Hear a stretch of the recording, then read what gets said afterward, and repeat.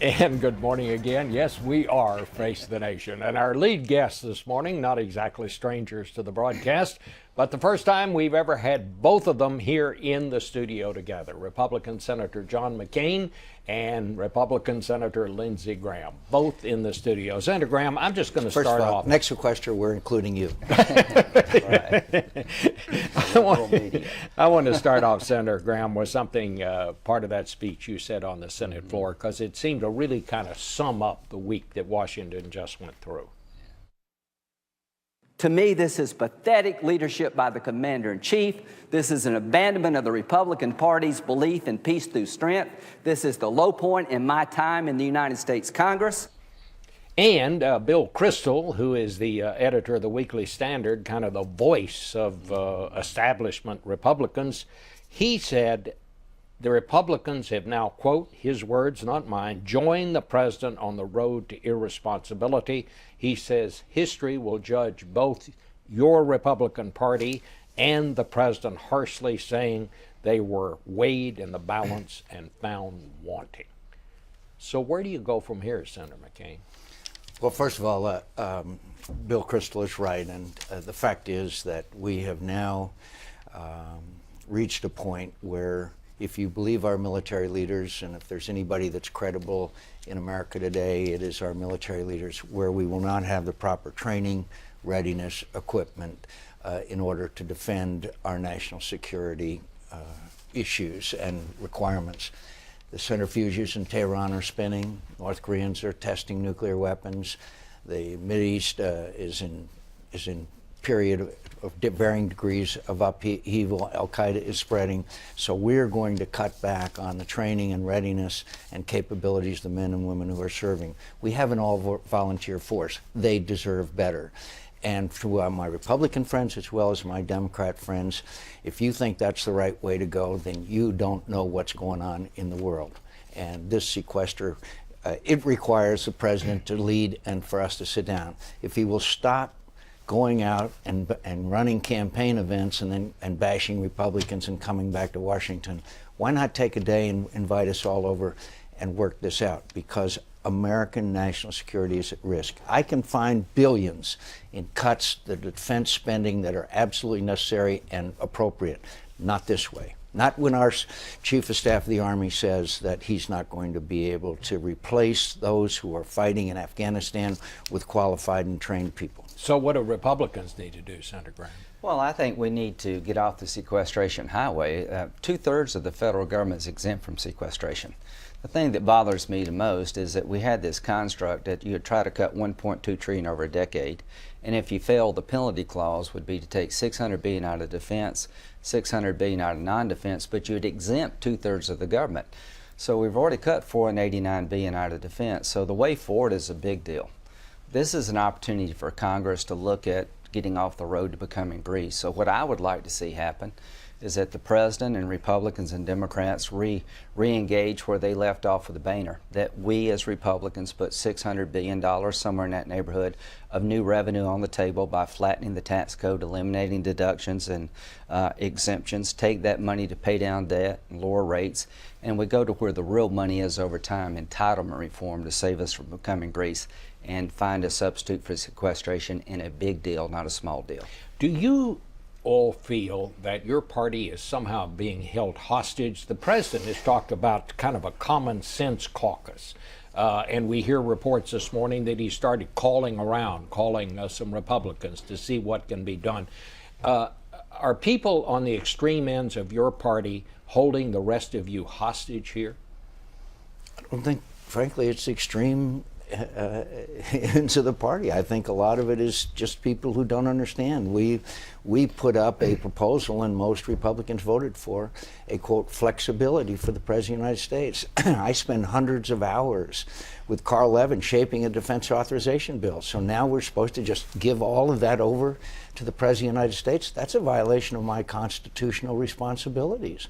So I say in respect that it isn't so much the extremes as much as it is a lack of appreciation of the world we live in. And this has been manifested at other times in other ways as well.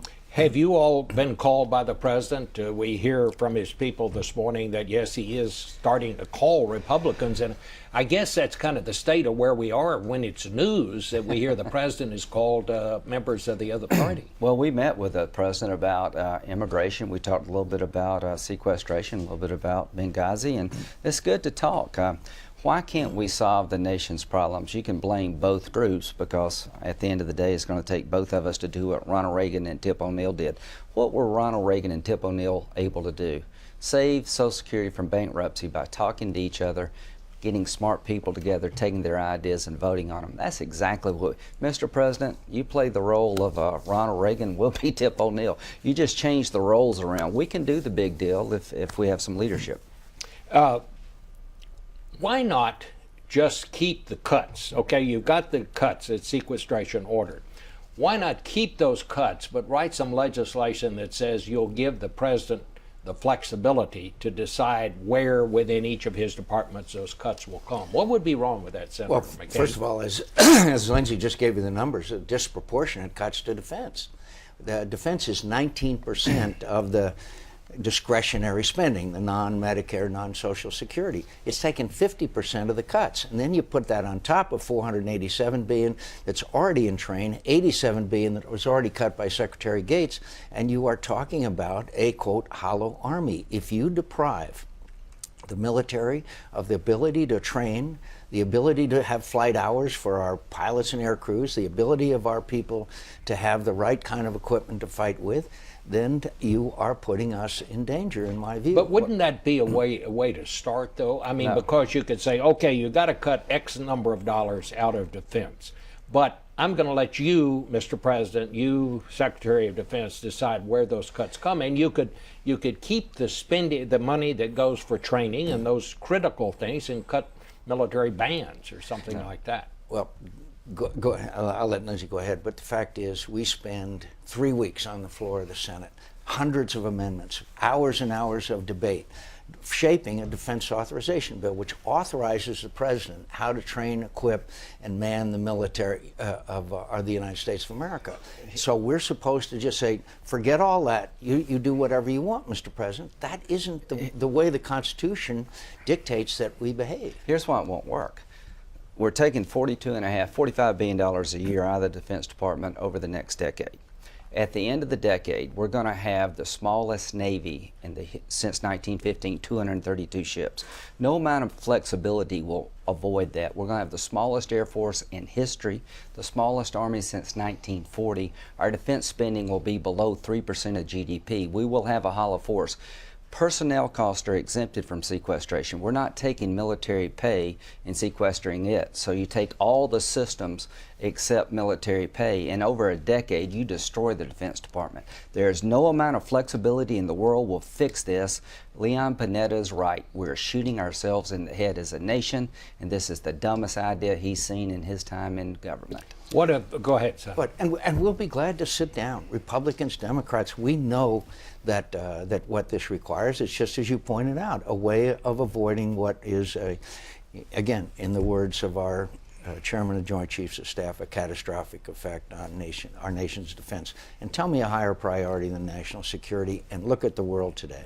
But the question is how you fix it. I'm not going to do any more small deals. I'm not going to raise taxes to fix sequestration. We don't need to raise taxes to fund the government. We need to raise taxes to get our nation out of debt. We have $16.7 trillion in debt. We need to clean up our tax code to create jobs by flattening it out, not fixing sequestration with more money.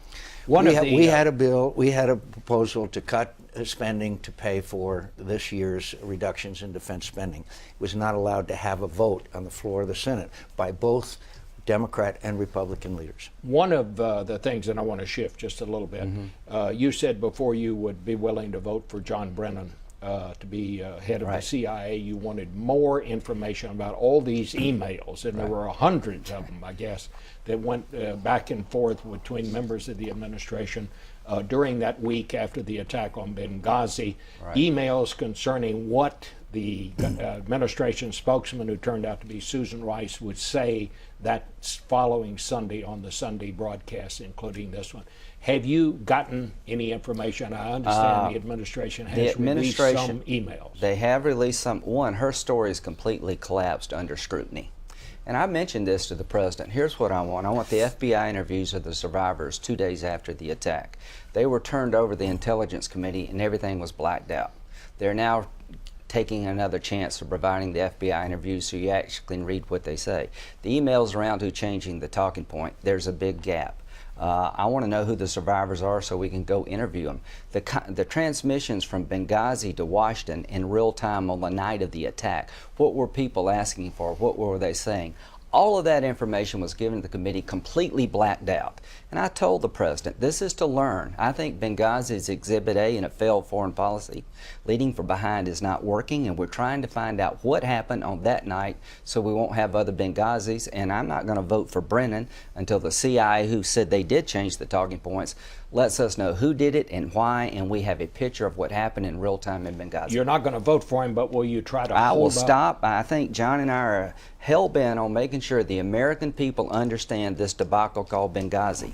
The FBI and the CIA never talked for weeks. We're going back to the pre-9/11 model. We don't know what the interviews of the survivors tell us. There was never a video that spawned a riot. That whole story has just been debunked, and we're going to get to the bottom of it. Senator? I've had questions, written questions from Mr. Brennan for nearly 3 weeks now. We've not received a single answer. I think that we deserve at least an answer to those questions, and I have some questions about torture. So you intend to join Senator Graham in blocking this from I coming hate to a threaten. vote? We hate to say, wow, the story tomorrow will be McCain and Graham threatened to. Well, why don't we just get the answers to these questions? They're not tough questions, and they're legitimate questions. But until you get the answers, you're not going along with it. Well, we certainly think we deserve the answers, and I think, again, it's our responsibilities on advise and consent to get answers to questions about nominees to important positions. Bob, it's a time-honored tradition in the U.S. Senate that when any administration puts somebody forward, the senator has concerns or questions or information that they would like, that there's a give and take. And I'm going to insist on that time on. I'm not going to vote on a new CIA director until I find out what the CIA did in Benghazi. All right, gentlemen, it's always a pleasure to have you. Thank you. 60,000 dead in Syria, we still haven't acted. Thank you. Thank you very much.